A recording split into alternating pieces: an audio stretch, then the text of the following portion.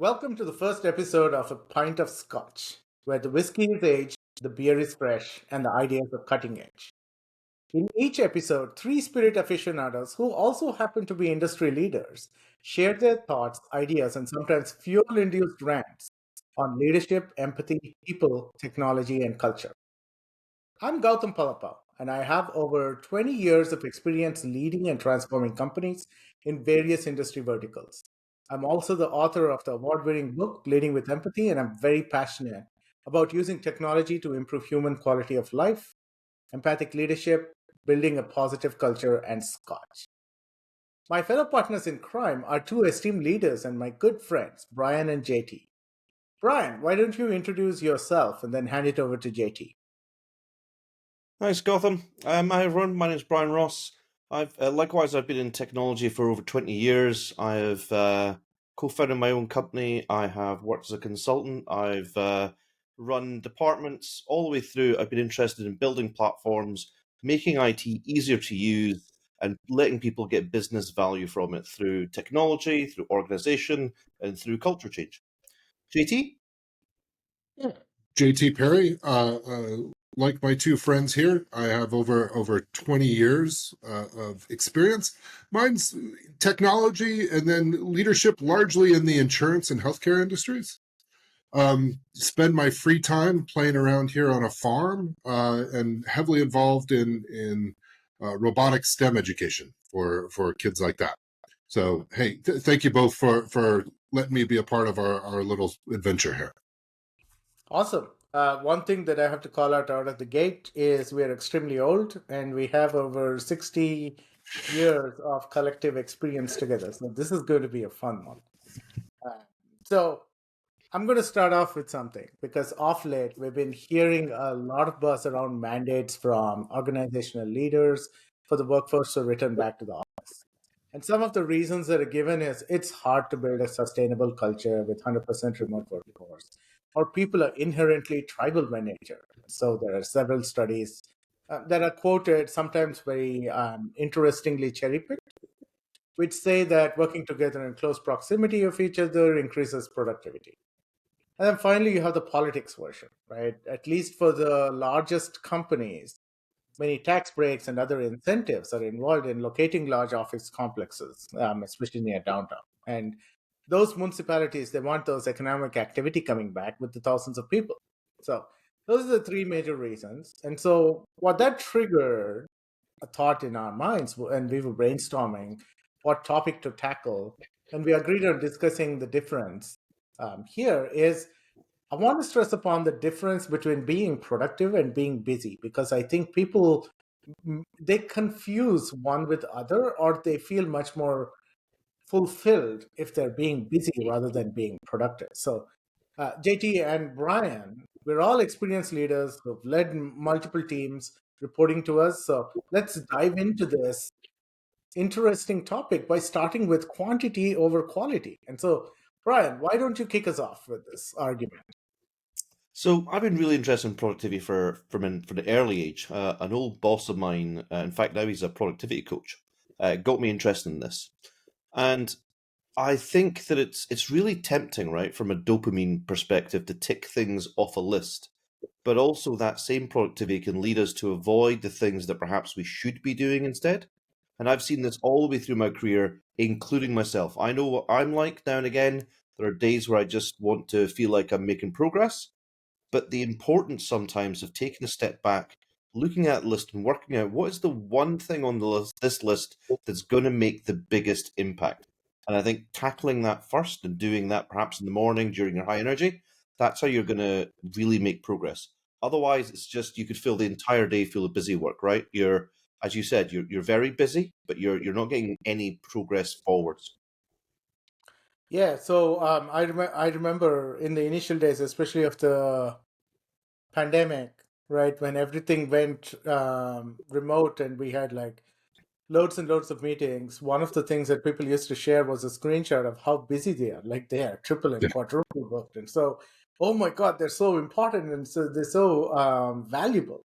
But there was a study from I want to say the Journal of Applied Psychology that found that larger working hours didn't really equate to higher productivity. So it actually points more to inefficiency or maybe bike shedding or padding things. So while the hours worked increased by over 8% in that particular study, the average throughput only increased by 2.4%. So I know, JT, you have a couple of stories here. So what are your thoughts about it? Yeah, I think one of the first things that jumps out to me is new managers, right? New leaders, in when they're junior, they kind of have this reflex of, I don't know how to measure my people, right? I only know that my people are working if I can see them, right. I see them over there typing, or I see a lot of meetings or things like that. And I think in the pandemic that really challenged a lot of leaders, and as more senior leaders or executives, we didn't do a lot to like help train those people, Mhm. right? The other thing that really sticks with me is Scott Hanselman talks a lot on his podcast and his broadcast. Like, we only have so many keystrokes in our fingers, right? And look, that could be a little dark, right? View of that of life, but that always signals in the back of my head, right? If I only have so much time at a keyboard, or I only have so much time on the farm, to Brian's earlier point, what are those few things I can do? And then as a leader, I think it's the same way. I only have so much capacity in a day. How can I best use that? It's probably not looking at badge swipes, right, to see if somebody's been in the office or not. Yeah. Yeah. So I feel I have to tell a story here, and I'm probably going to share. I want to preface this by saying I was really young and naive, and this was in the last millennium, to my defense. So, yeah, here's the story.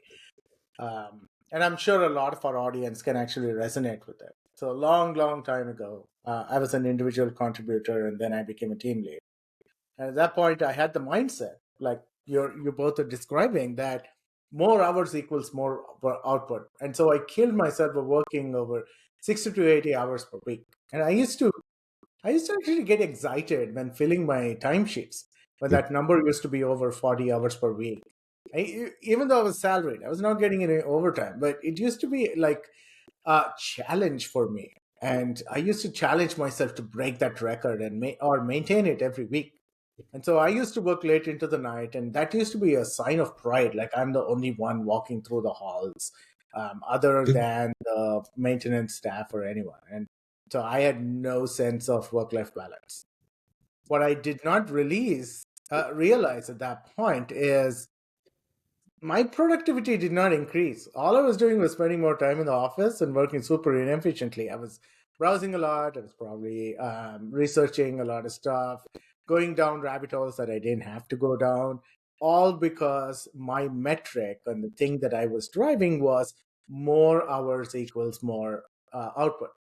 And again, I'm going to bring another aspect of it. It could be a cultural thing, because it is a prevalent misconception in today's work culture, especially with the Asian and Indian demographic. So maybe I was predisposed to have it. I don't know.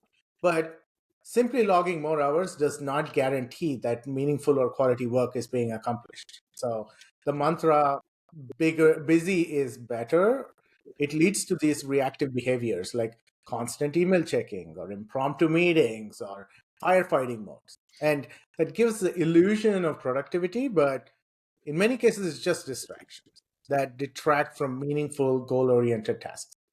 And I You know, feel, sorry, go ahead. oh, sorry, jump in. One thing I was thinking about, we started talking in the intro about all the return to work stuff too. I think as leaders, it's that extremes are bad, right? In either way, it's the folks, or that internal drive that I need to put in 14 hours every day, or whatever. But also the fact that we can't have anybody in the office. Like, everybody should always be remote, that it's the one true way, right? I feel like we're starting as an industry to build almost that dogmatic belief on that side of the house as well, right? So how do we find what works for those people, encourage them to, hey, I'd rather get 6 or 8 hours that you're just kicking butt and you're really productive, and I don't care if those hours, well, there's got to be overlap, or in the evening, in the morning, whatever works for you. But also, if you're one of those people that really needs to feed off that energy of a handful of people in the office, then how do we make that happen too, right? Just the extremes are what are going to get us in trouble. Yeah, I I agree with that. And one thing, and I will say this, and I don't know if both of you resonate with it, but I'm going to say it because I'm enjoying this. The remote working for me has really helped reduce the amount of stress that I get or the overwork that I get because of drive-bys. Like people just pop in and driving by and say, "Hey, can you just take a look at this? It won't take you. It'll only take you a few minutes." That seems to have reduced because now it becomes much more purposeful when you reach out to someone. Like asynchronous on Slack or any Teams or whatever other thing, that is fine. But if a drive-by usually ends up being like 30 minutes of someone breathing down your neck while you're doing keystrokes or searching something, and that reduces a lot of stress and overwork for me. So I don't know about the two of you, but So, uh, what are your thoughts? Brian, why don't you jump in? I feel like I'm jumping in all over Gotham. Oh, I was going to say it's really interesting, right? I think for me, I'm aware that there's many people on ADHD spectrums where relaxation is not what they strive for. So I'm very much that same way. I don't really know how to relax, and so therefore I end up filling my time. And I think the challenge is to fill that time with things that are productive and things that count. So Gotham, I know that we've had conversations about this, this idea of being busy, but being purposeful with our time is most important. So for me, that is if I'm going to spend time with the kids or the family, I want to make sure that's impactful.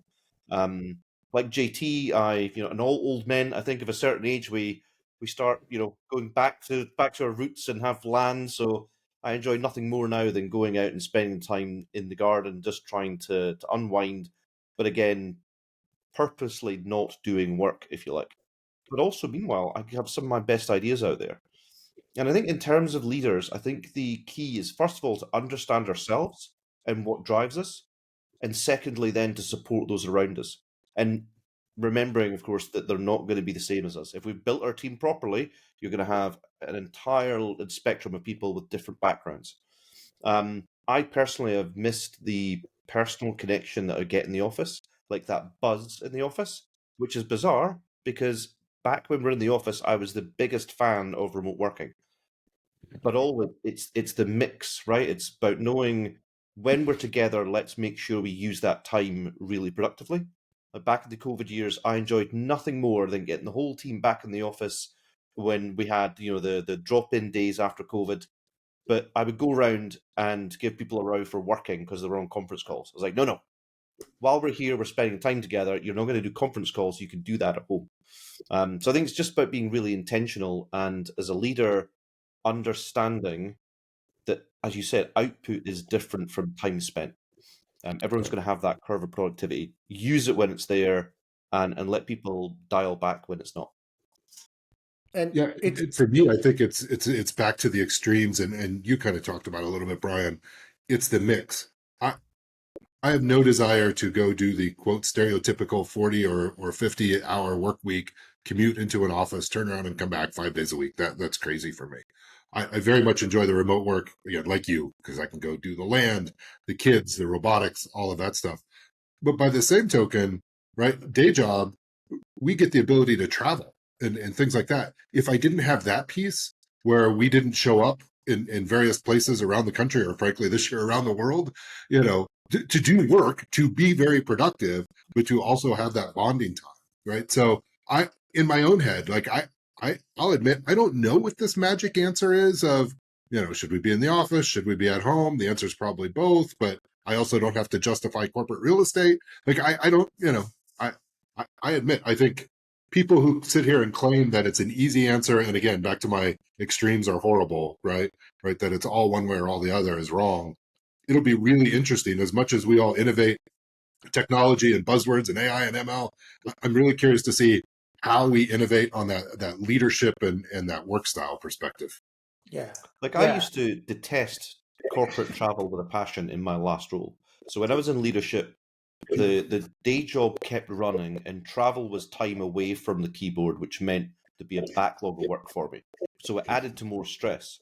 And when I took my most recent role, which does involve more travel, but being an individual contributor, that travel time for me is golden. And it's really interesting now when I go and speak to execs, I have the benefit of having 6 hours on a plane without connectivity, because Mhm. that means that I've got 6 hours in my own head. I've got 6 hours to think about what I think about things rather than constantly reacting. And I think that for many leaders, that's the challenge. They are so busy. The conveyor belt of work is just constantly coming at them. And I don't think that gives them time to really think about being intentional with their decision making. So I'm gonna make two observations based on what both of you have said.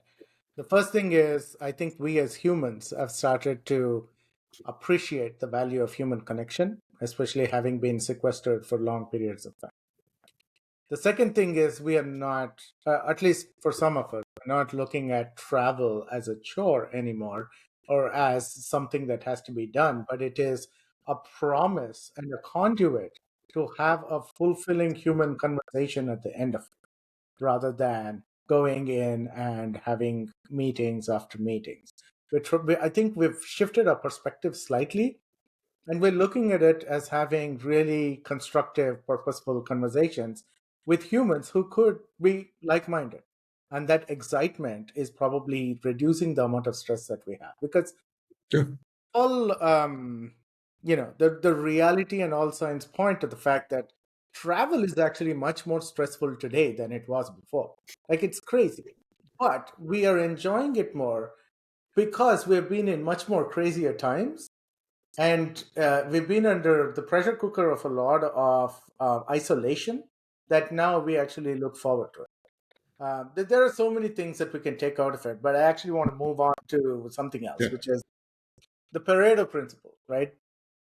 This thing is interesting. So, the Pareto principle, or the 80-20 rule, it suggests that a significant portion of results, that is around 80%, comes from a smaller portion of inputs or efforts, which is 20%. So, in a work context, especially when we are trying to figure out and be flexible and trying to understand the remote dynamic, like what is the composition that we need to do, like in a work context, what this implies is a majority of the value that we provide is actually derived from a smaller set of our activities. So, having butts in seats is not going to be the answer. But at the same time, allowing people to just do whatever they want is going to cause a lot of consternation to people.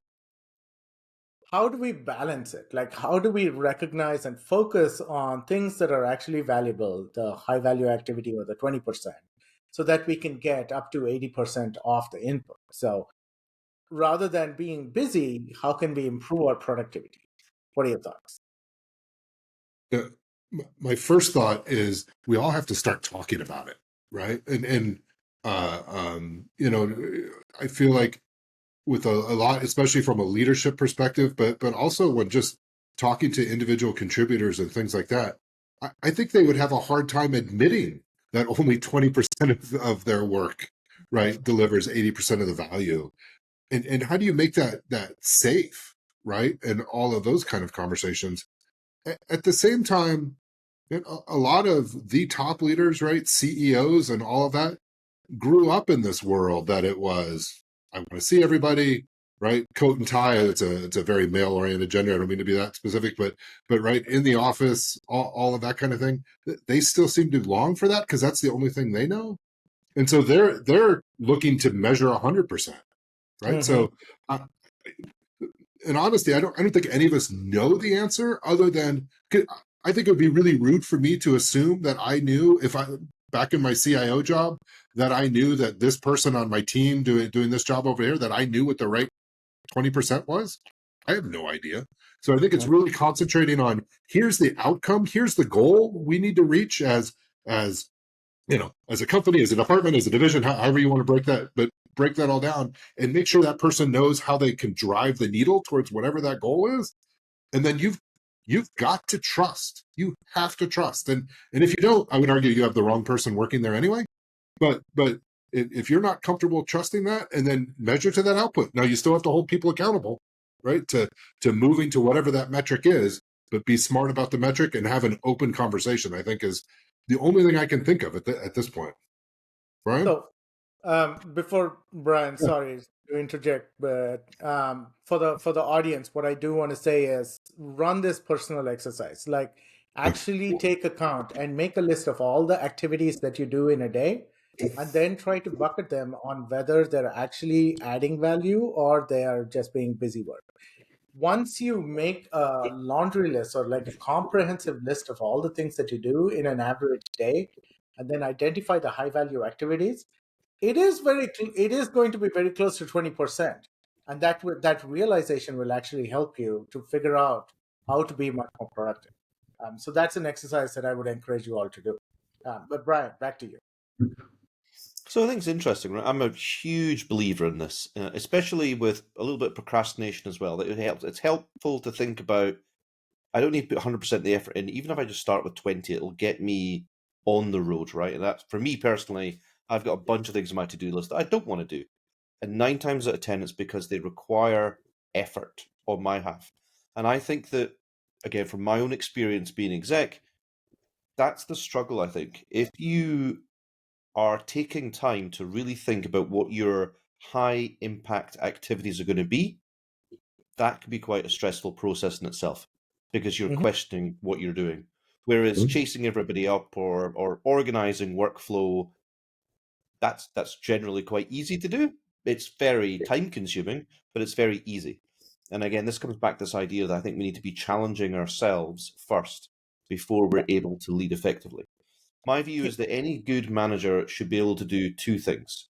The first one is understand that they are paid to make good decisions, and you're only going to make a handful of good decisions each day, and most of those are going to be in times of stress. So when there is a big outage, that is when you earn your money because you need to keep everyone focused and everyone calm. And I think the second is that you are responsible for setting the tone for everybody else. If you cannot go on holiday for 2 weeks or even 3 weeks, you are doing it wrong, right? And hands up, I was that guy. I can't possibly go on holiday. This will all fall apart. That's a red flag straight away for any manager. You're not doing it right. You need to empower your people. You need to set everything up so that you are almost a silent partner in this, and you get wheeled out when there is a problem, or you are wheeled out at the beginning to set some strategy and vision. But if you are there in the mix day to day, you're not helping anyone, even though you might think it. So that's an interesting point. I think when we do this particular exercise to figure out where we're adding value, it will also help us as humans try to understand what is it that we do that adds value? Like, how am I contributing? Just because I have a title does not mean that I have to look at the job description and then compare it to the things that I do on a day to day basis. The job description was just to get you through the door or to quantify the kind of things that you're supposed to do. And the higher up you go in leadership, the much more fuzzier it gets. It is most of the things are going to be other duties as required rather than what is actually listed out. But if we dig in deep and try to introspect and figure out what value we are bringing to the table, it could potentially reduce the amount of stress and anxiety that we're not doing the tasks that are in our job description. And I think people tend to miss that at times. There is no greater feeling than knowing when to say no to something. Yeah. Um, I am not going to remember where it comes from, but there was a piece that I read recently, and it's really simple. Unless it's a hell yeah, then it's a no. Yeah. And I think that's also a good way of running what you need to do as a team. Like, yes, you could do that work, great, but are you the right person to do it? And if you're not, then no. Otherwise, your diary will be full of things that may help other people, but it needs to help you and it needs to help your team. Yeah. And then you have to make sure that you can also shield your people, right? In this day of M&A and layoffs and all of that kind of stuff, it's really easy for somebody to that maybe in your food chain or maybe in a HR or a legal construct that rolls out this rubric. All right, we're going to rank our people by X. Well, if X may be like, have they showed up in the office 3 times a week? Like, who knows, right? But if you're really back to the Pareto principle, saying, no, you know what?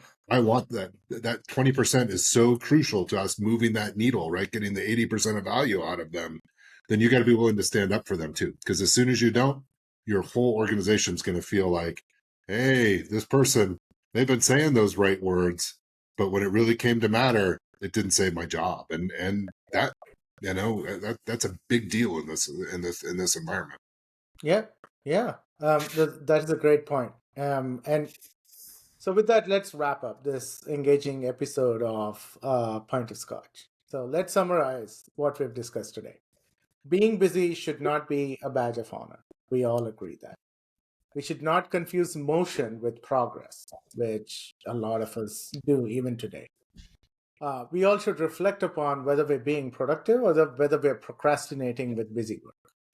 Um, as leaders, we want to make sure that we are accommodating, we are flexible, understanding, empathic, and at the same time, we're able to be authentic and shield people from issues to accommodate them work in the best way possible. And then we need to consider the Pareto principle or the 80-20 rule and see whether we are focusing our energy on the high value activities or the mundane tasks. And it's okay. It will help you explore and discover what your true value is, which is actually an exciting thing. And then lastly, ask yourself, how's your work life balance? When was the last time you took a vacation? You want to aspire towards work life harmony rather than just a work life balance, because balance in my mind usually means it's a 50-50 split. It's like equal, but we just want to have the harmony. Some people, like Brian and JT out here, like to work a lot, and that's okay. As long as they have harmony with how much they're working, it's perfectly fine.